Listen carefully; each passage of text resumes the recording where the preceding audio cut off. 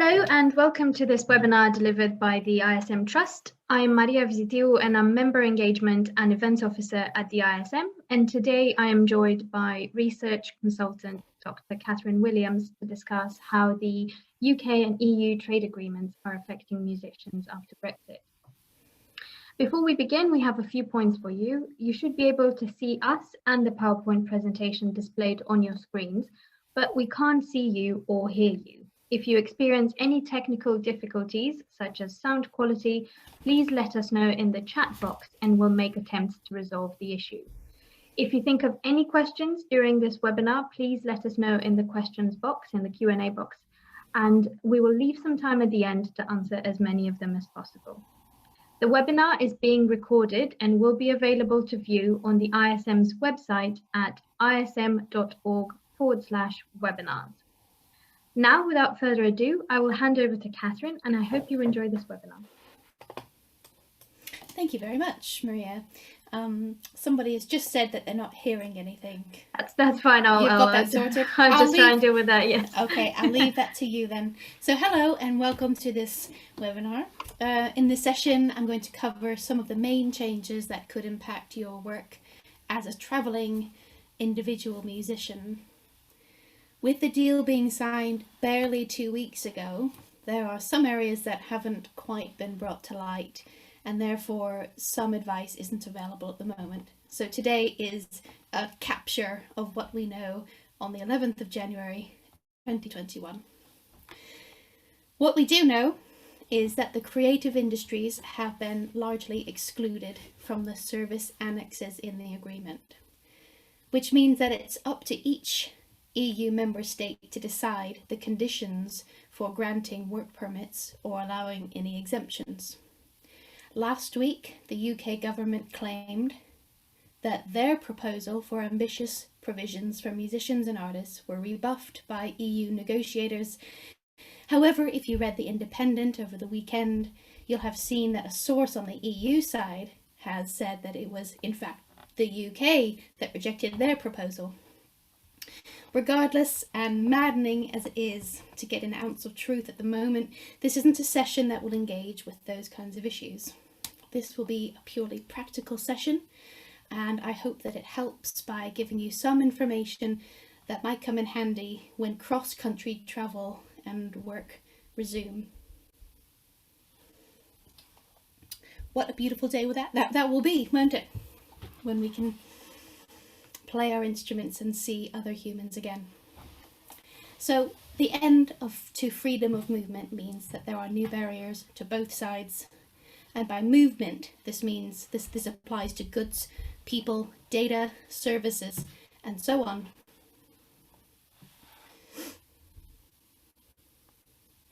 I'm going to start with UK nationals who have short-term work engagements in the EU, and by EU I'm including the EEA and Switzerland.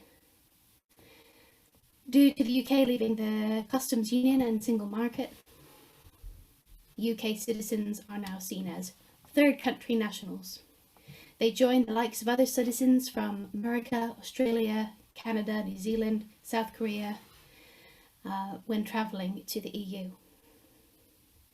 This means that you can enter to visit for up to 90 days out of 180 without requiring a visa. So my first slide is about to happen now.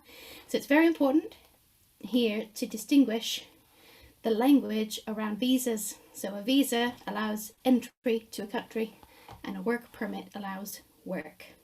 They often get confused, but it's really important to be as clear as possible with the differences here. Here is an overview of the conditions put out by each country that we know about at the moment. In addition to the EEA countries, we've included some non-Schengen area countries. On the ISM website, there are links for each country to learn more about how to actually go about that. This is obviously a very complex area, and as we learn more, the site will be updated. So here we have a collection of 9 countries where there are exemptions for some artistic and cultural activities that don't require a permit for up to 90 days of work. We have a further 7 that have up to 30 days. And again, on the website, there are links that make it a little bit clearer and some more information, because there are little loopholes in every country. And this slide shows you countries that do require work permits to do any amount of work.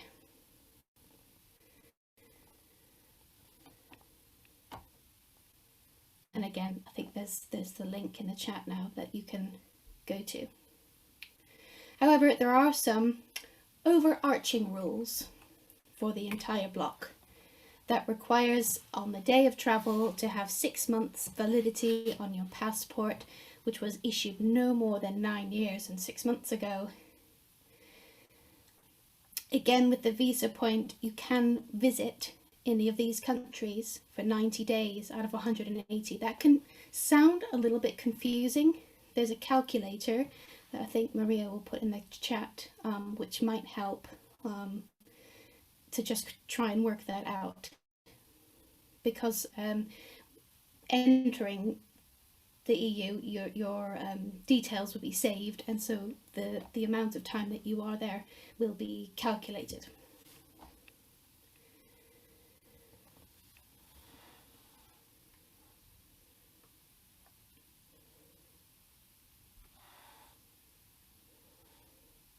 So with all of these countries listed earlier, there are no restrictions in place for the Republic of Ireland, because passport-free access is assured through the Common Travel Area. So that's UK, Ireland, Channel Islands and the Isle of Man.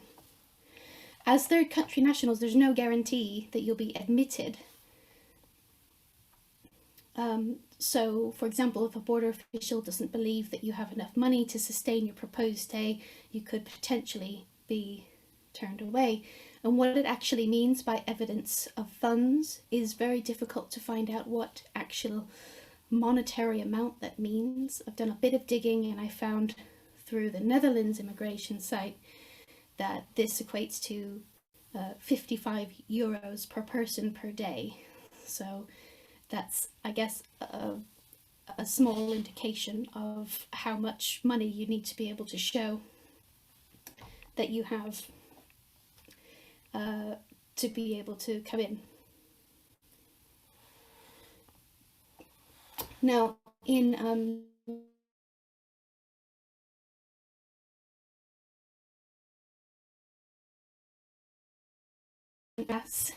which was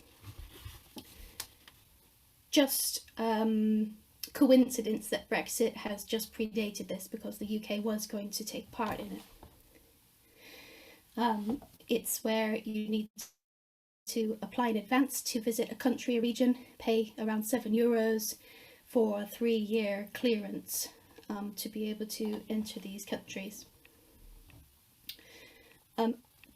One good thing that has come through in the agreement is the EHIC, the health insurance card.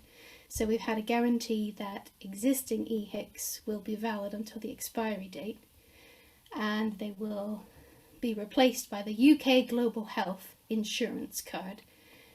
There aren't very many details at the moment about this new card, but what we know is that it should cover chronic or existing illnesses, maternity care and emergencies.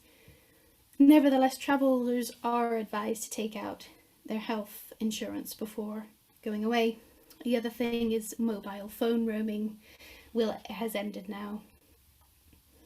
As a slight protection, there's been guarantees that you will get notified once you have been charged more than £45. So I guess that's a slight good thing, but still pretty sour. So I realise this is quite a lot to take in all at once. These slides will be available after the webinar, and ism.org/Brexit has plenty of other resources that we've been working on. So now we've talked about getting yourself to another place. Now I'm going to talk a little bit about what you take with you when you go to work. So instruments, equipment, etc. The exit of the customs union means that there are additional barriers and checks to the goods being taken into the EU. You'll likely have seen on the news about the massive lorry queues, empty supermarket shelves in Northern Ireland, and the debate about whether sausages from Great Britain can still be sold in Northern Ireland because of these additional checks on products of animal origin. But how does that actually relate to instruments and equipment? So taking tools of trade for professional work fall under the category of items that need ATA carnets. ATA carnets certify that the goods leaving the country will come back in the same condition. They're not going to be sold. And it's a piece of A4 that you obtain from a regulated body such as the London Chamber of Commerce, and it needs to be physically stamped going out and coming back. These are already in use for other countries. For example, bands who tour to the US have to use a carnet. Orchestras who take many instruments on freight to tour need one as well. The fee of a carnet depends on the overall value of the goods. As you can see, I've done a little screenshot, of a calculator that you can go to. There's a link to that in the chat in a minute. If you input the value of the goods description, I believe it's at the very bottom, to click on concert and musical equipment, non-electric or electronic, and you can choose the country, EU or world. Duration, I think it's 2, 6 or 12 months, and then it will tell you the breakdown of the costs. So you can see that the £18,000 instrument has a security bond of £7,200. That's because goods going to the EU have a rate of 40% for the bond. If it's worldwide, that goes up to 65%. However, on this calculator, you don't actually have to pay £7,200. There's a scheme, so the carnet security scheme, that takes that down to £137. It's like a guarantee that you will bring the same instrument back.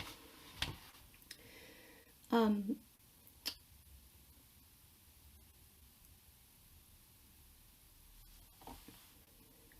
think that's all about carnets. There are 2 other ways to pay for a carnet, but I think that us musicians who live on pretty slim margins anyway might not have thousands of pounds to put up, even temporarily, for a security bond. But there is a link, as well as the calculator, to the London Chamber of Commerce, which has a very clear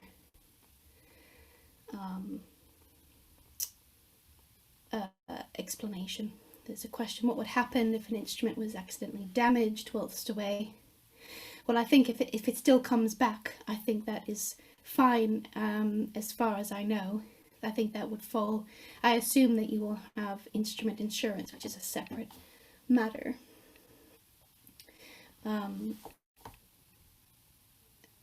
That's a really good question, but it's to protect people from not paying customs tax. So if you were to sell this, come back and say, then you would be avoiding a big chunk of tax.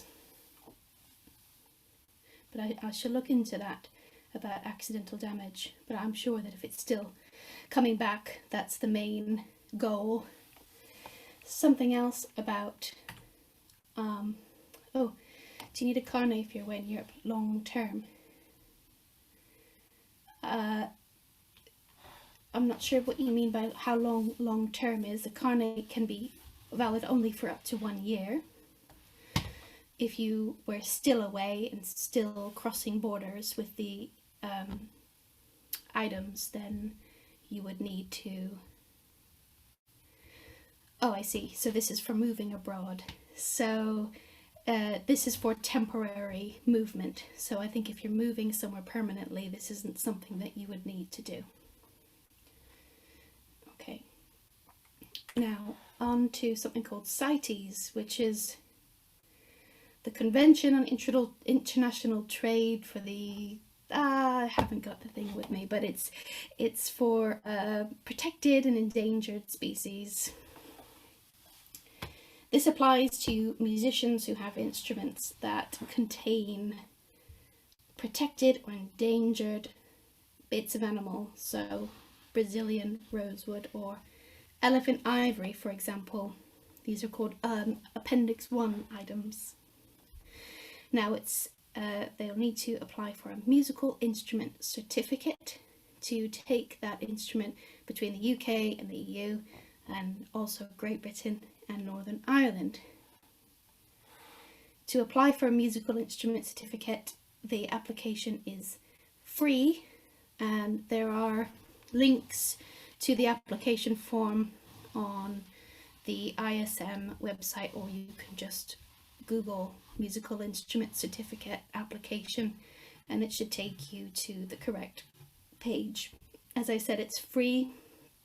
Probably takes between 2 and 3 weeks to obtain the certificate, and it's valid for 3 years.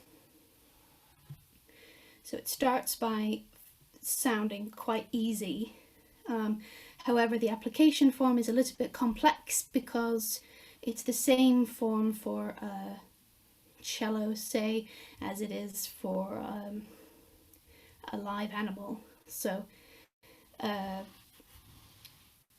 hopefully some amendments will be coming to the musical instrument certificate form. Now, only travel is only permitted through certain ports to take these instruments with you, and it might be a little bit small, but this is gives you an idea of the possible places to travel through. We have airports and seaports. Really, unfortunately, the Eurostar isn't included as a CITES designated port at the moment because they don't have enough room in the train stations. So we are concerned that this might impact musicians who need to quickly jump from St. Pancras to Paris or something with their elephant ivory bow or something like that.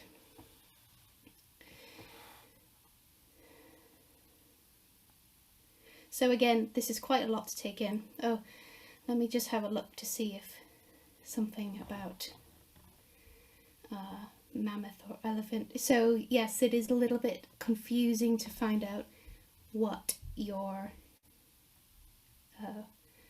instrument is made of. I think that you'll need to see if you can get if there's a certificate from whoever owns it, or that's another thing on the form actually, is if you own it yourself, that's one thing, but if you have it on a hire or some kind of lease arrangement, you might need to get the permission of the outright owner of the instrument. The carnet for each instrument, so carnet can be a large number of things, so it's a list of everything that you're transporting. So it could contain one thing or 10 things. It's everything that you are taking on the journey. So I've come up with a little example just to encompass all of these things that we've talked about, which is how can a UK national get themselves and their instrument to Europe to perform. So I have here a London-based UK national cellist has organised to perform a solo concert tour in Germany and Belgium. There are 3 performances in Germany and 2 in Belgium, with a total time away of 10 days. The bow contains elephant ivory and therefore needs a musical instrument certificate and to travel through a CITES port. Usually this musician would take the Eurostar but cannot because that's not a CITES designated port.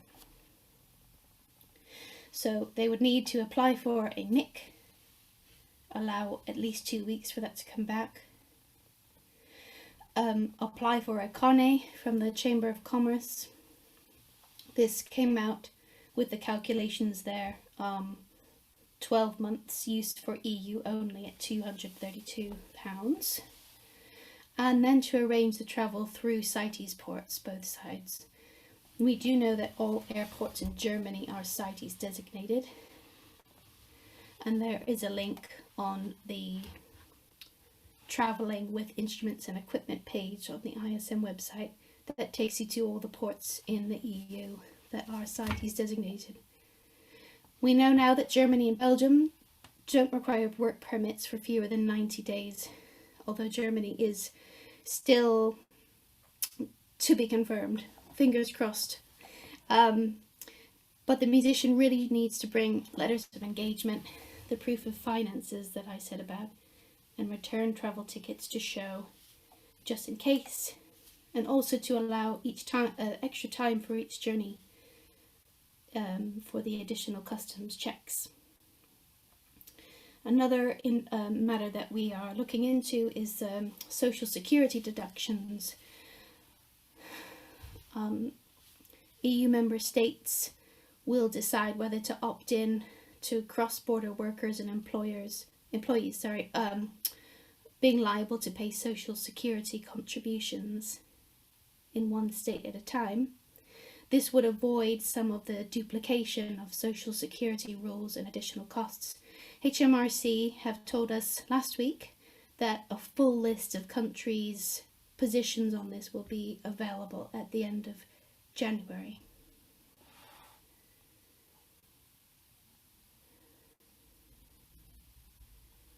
So that is a quick overview of UK to EU.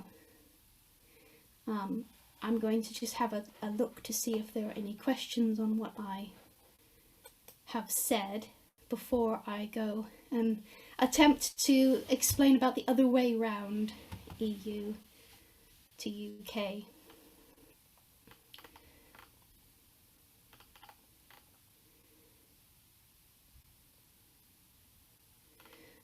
Yes, so about instruments being damaged, better to just bring whatever bit of instrument you have left.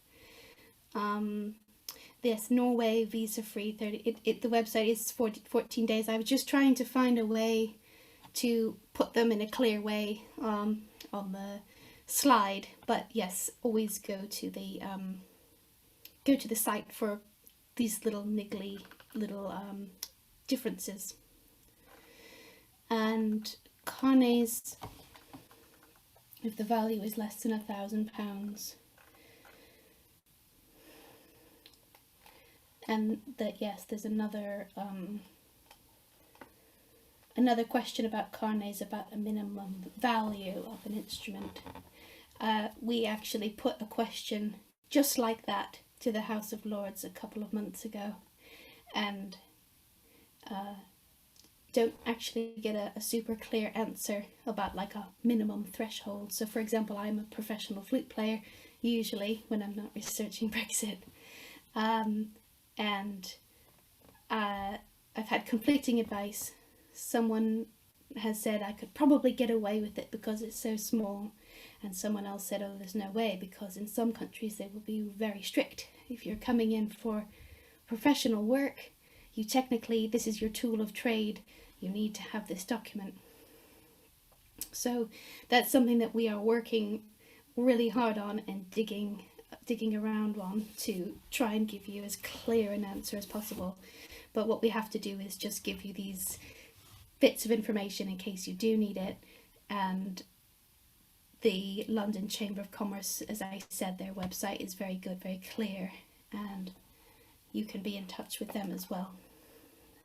How long does it take to get a carnet? It can be very fast. It could be, you could pay for a same-day service. or I think the standard is a few days, so it's not too bad yet.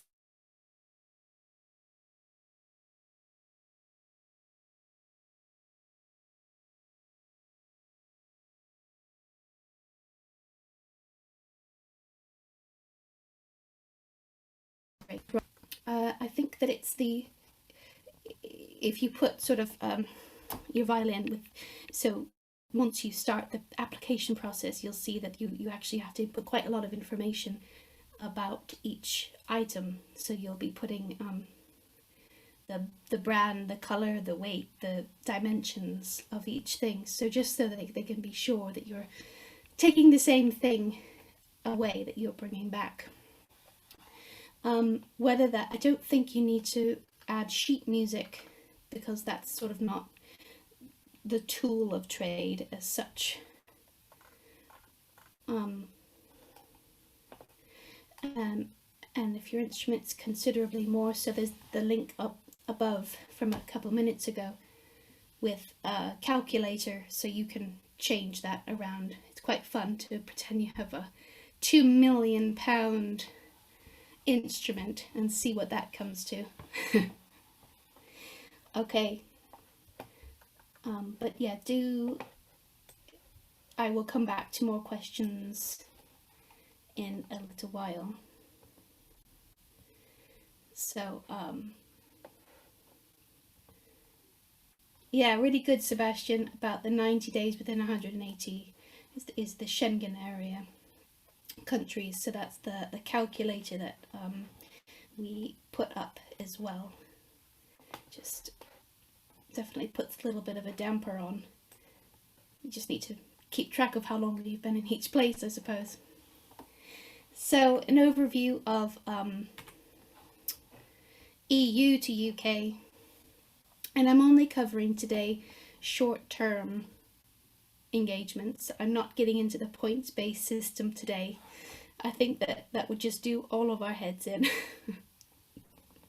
So there are three main ways of coming in for short-term paid work that doesn't require an application in advance. We have the paid permitted engagement, which allows up to 30 days. So this is where, well, actually I have an example that I wrote on the next slide. The important thing for the paid permitted engagement and for the Tier 5 concession is the documentation that you have with you when you arrive at the border. Because there's no application to be done in advance. This is just arriving and having things such as a letter of invitation from a promoter or venue, a CV, press clippings, basically just showing that you are a musician. This is what you're here to do. And it's important though to say that this isn't just for very, very famous people who are recognizable or household names. This can be for amateur players as well. We've had that confirmed.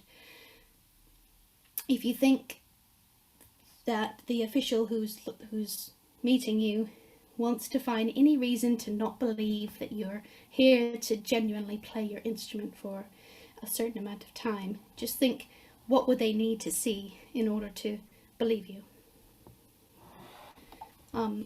And again, this is proof of onward travel, so you're going to leave, you're not trying to stay here permanently. And sufficient funds, again, that phrase that doesn't really say how much that means. So that is your PPE. Tier 5 sporting and concession will allow up to 3 months, but there can't be more than 14 days between engagements. And again, you just don't go through the e-gates, you state to the border official, I'm here to enter on a Tier 5 creative and sporting concession. Have those same documents, which can be digital or they could be printed out if you prefer. And the difference is that the employer or contractor must have supplied you with a certificate of sponsorship, so they have to have registered in advance with the Home Office.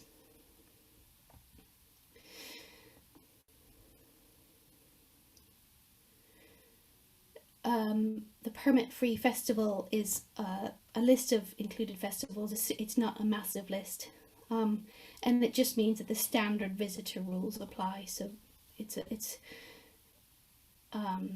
there's the full list on .gov.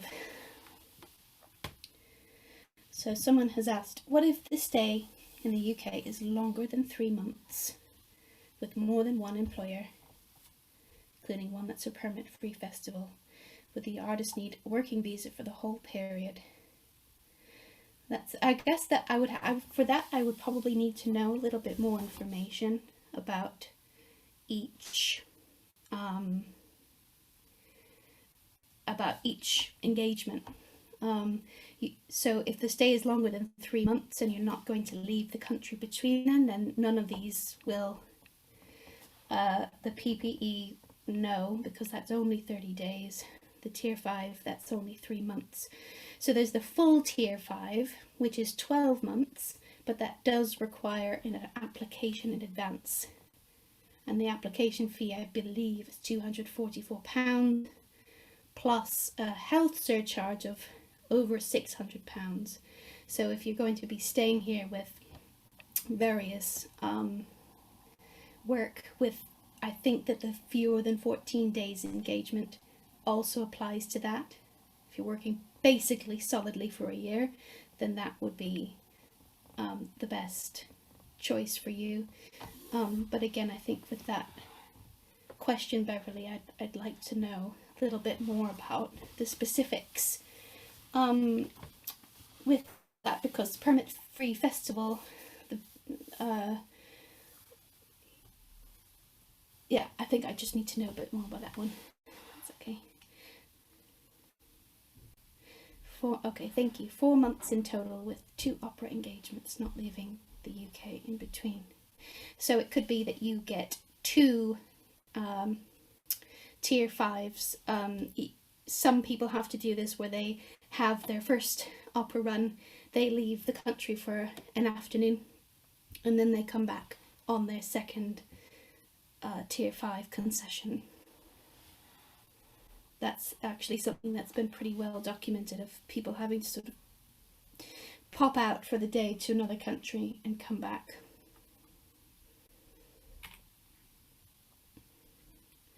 This is like just a small example of a EU national violist who is engaged for 2 weeks to work with the London Orchestra. So they have the invitation letter, the documentation that I just said about. They can pop over here, find the border official and state that they wish to enter on the paid permitted engagement, although the employer might wish to just give you a certificate of sponsorship. Sometimes that's seen as a little bit more certain that someone won't get turned away. But the most important thing to remember about these things is don't use the e-gates. So if you try to come in on these things and you get ushered through the e-gates like the cattle that we get treated as coming in, you could accidentally, completely, unintentionally end up working illegally. So I think that message can't be stated more, that they need to be, try and find somebody to issue you these visas. Okay. Just gonna have a sip of water and catch my breath a moment. Thank you, Kathryn. That was great, and thank you everyone for questions. Just to just let you know that we do have a couple of questions in the Q&A box. I know you've been keeping an eye on the chat box. There's a couple of them in the Q&A. One says, from someone who's stuck in the EU at the moment, will they need a carnet to come back to the UK? Do you know? No, the carnets, as far as I know at the moment, on today's date, today's time, is that they are only needed to go from here to there. Right. Okay.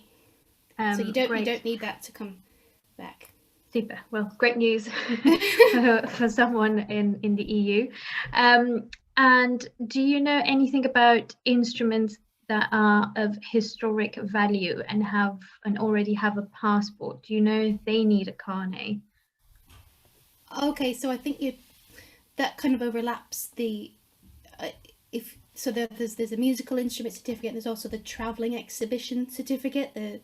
Right. The tech, which is more for I believe that I'm right about this, which is more about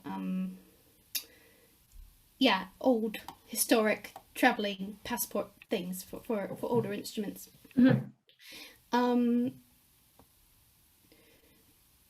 And then how does that relate to a carnet? I think that they are different things as far as I can tell, because that protects what the instrument is made out of. Right. Sort of the mic or the tech is sort of special materials, and then the carnet is for professional use. As far as I know right now, that for professional use, this is like prevents you from paying extra customs on it. Right. Okay. Does that make sense? I hope so. Yes. If whoever asked the question, if that clarifies it, please let us know if there's anything you. I have to say that I have nightmares about carnets at the moment, everybody. So I can't imagine. If there's something that we can't answer, we'll try. We'll ask Kathryn to have a look separately. I had a dream that I had two dreams about carnets over the holidays. One was that someone phoned me up and said, "Guess what? All ISM members can have a free carnet." And then the other one was, "We found a loophole. No one needs one." Oh no! But I do think it might be interesting to have like an instrument exchange a scheme where you can just say, "I need a cello in Germany for like 2 weeks," and someone just lends it to you, just to stop all this potential faff. Yeah, I mean, that's how pianists feel. They don't need to worry about that. They just play on whatever it is. But as a flute player myself, I don't know if I'd like to play on someone else's flute. No, like, oh, it's different on the muscles and everything. Yeah, of course. Shall I get those two questions that we had in advance and then see if there are others? Yeah, sure. Yeah. Okay, so there was one with an artist who's an EU national traveling to Spain traveling to Spain. But she is also a UK resident. Does she now require a work visa to travel in Spain? To perform in Spain? I would say that this artist is in a really nice position if she holds both EU and UK nationality, because she can still work just as she did before, and doesn't need to worry about getting a work permit to perform in Spain.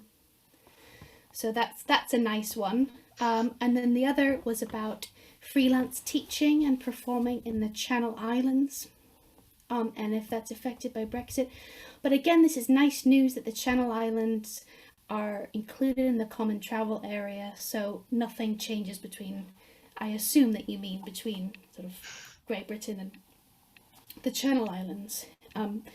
Do correct me if you mean that you normally live in the EU going to the Channel Islands, in which if you haven't been able to apply for the EU settlement scheme or can't, then there will be barriers for you. But hopefully what you mean is just going from here to there, in which it's still fine. Sure.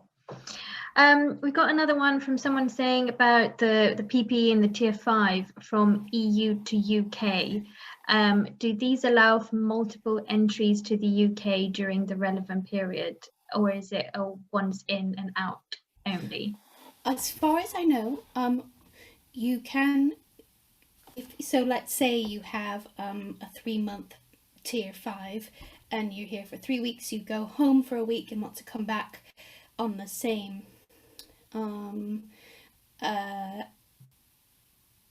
you have to bring all of the same documentation that you did for the first time you came. So if you forget it, then it's not ideal. Right. Okay. And Andy, hi Andy, I know you. PPE does not allow multiple entry. Yeah. Great. Does that help? Is that okay? I hope so. Yeah. So PPE, you can't do multiple entries, and tier 5, you'd have to bring the same documentation and make sure that you're treating it exactly the same as you did the first time you came into the country. As far as I can tell, I mean, I've been in the information I've had is that if you say have a day off and want to go to Paris for the day, and then expect to just come back, you need to you have to show that you're still here for the same reasons. Mm-hmm. Yeah, but and yeah, thanks Andy, that the sponsor for tier 5 can specify multiple entry. Yeah, there's a tick box. Thank you everybody for piping up. That's great. Right, let's see. We've got another one. If a UK artist travels to the EU, for example, Germany, for more than 90 days of work within an 180-day period, would they need a temporary work visa? Yes, yeah.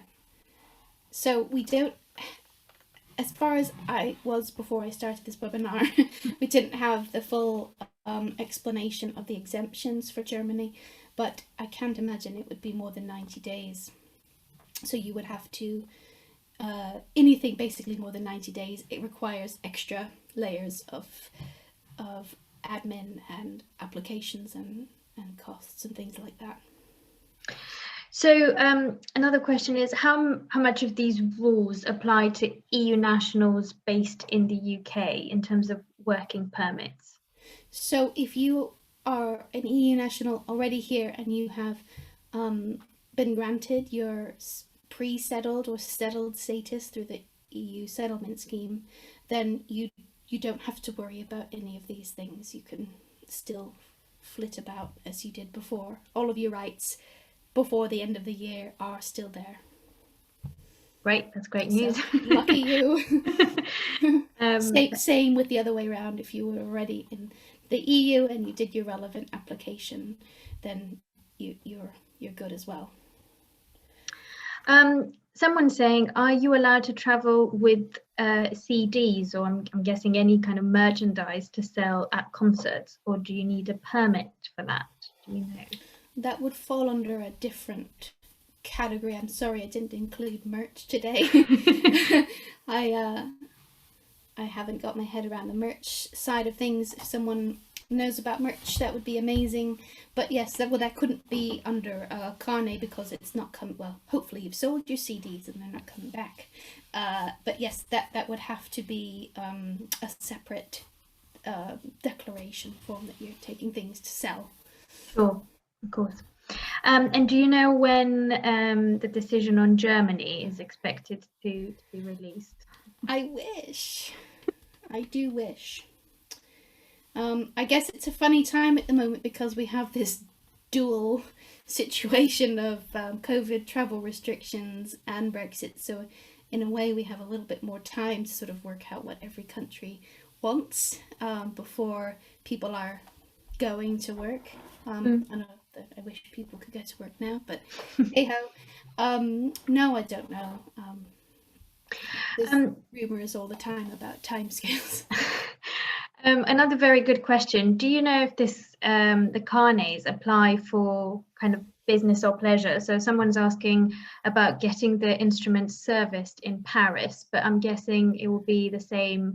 I don't know if an EU national or UK would like to take their guitar with them on holiday, but no, they're not actually working in Yeah, you're right. So it's only for professional purposes. So if it's for pleasure, then no, you don't need one. I had a question about in the past about someone's kids who wanted to take their instruments to their grandma's house and they need a carnet. No, you don't need a carnet unless it's for professional use.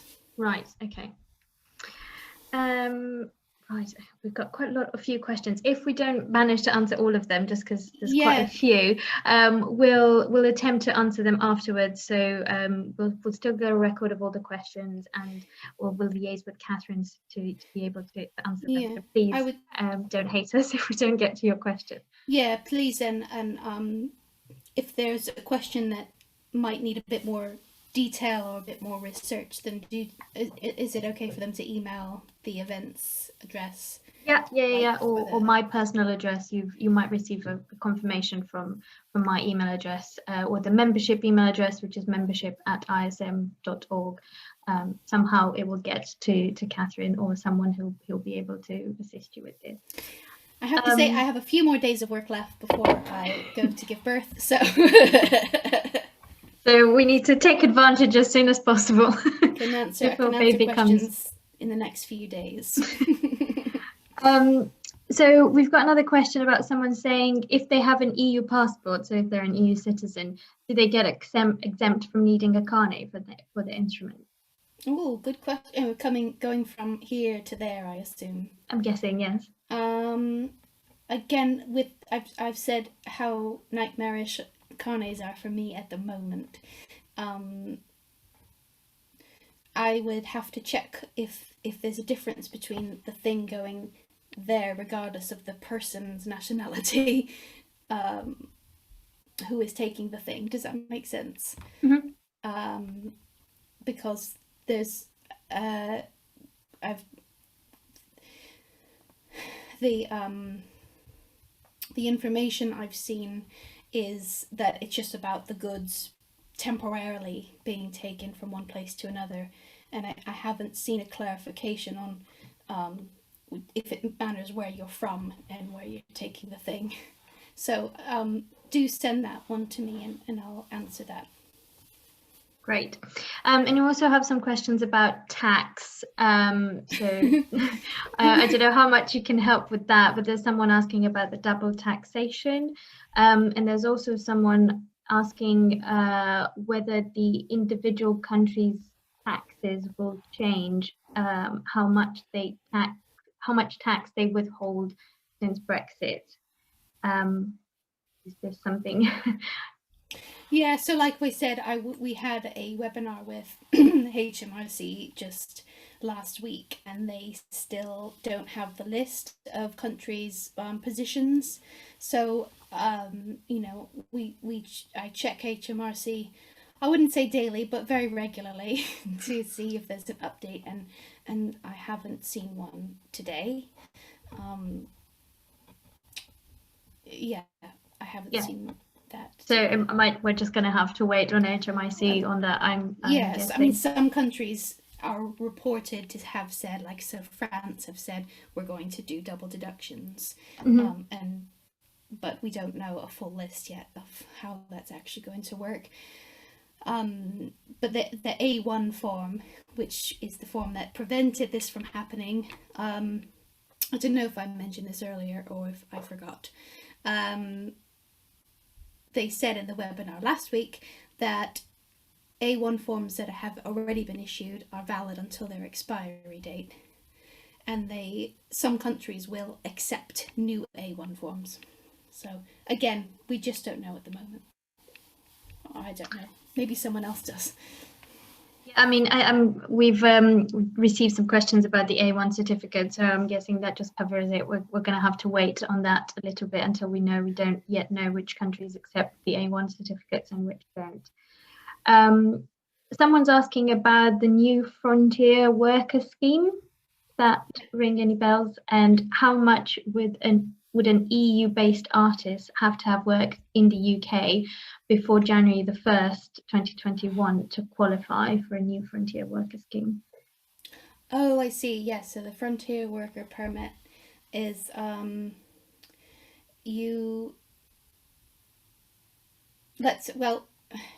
do they mean Frontier Worker, someone who's based in Europe and coming to the UK for work? Is that? Yes, yeah. So an EU-based artist, I'm guessing they would have to have worked in the UK for a certain period of time or a certain number of engagements before they can apply for this. Or? I think it's you keep working in the UK at least once every 12 months. Right.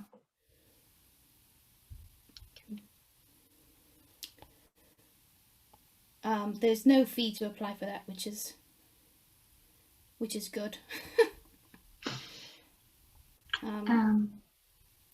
Let me see, the HMRC webinar unfortunately is not available on our website. I think that was just something that Kathryn was able to attend. I think it was organised by HMRC, I'm guessing, so it's not something that would be able to make it available, but as soon as we get some info. Yeah, it could very well be on HMRC's website. I mean, it wasn't, yeah, it could be there, but I don't think we have that.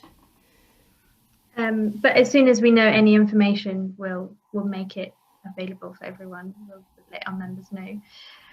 Let me see, any further questions?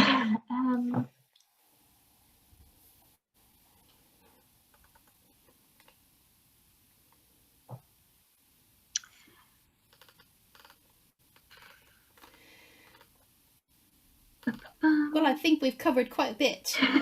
Yeah, we see. I'm just going through the questions. If there's anything that you think of afterwards, please, as I said, send us an email. There's the events@ism.org email address. There's the membership@ism.org email address. Either of those will get forwarded to the right person, and we'll be able to deal with them. If there's anything you can think of after this webinar is finished. But thank you very much for attending.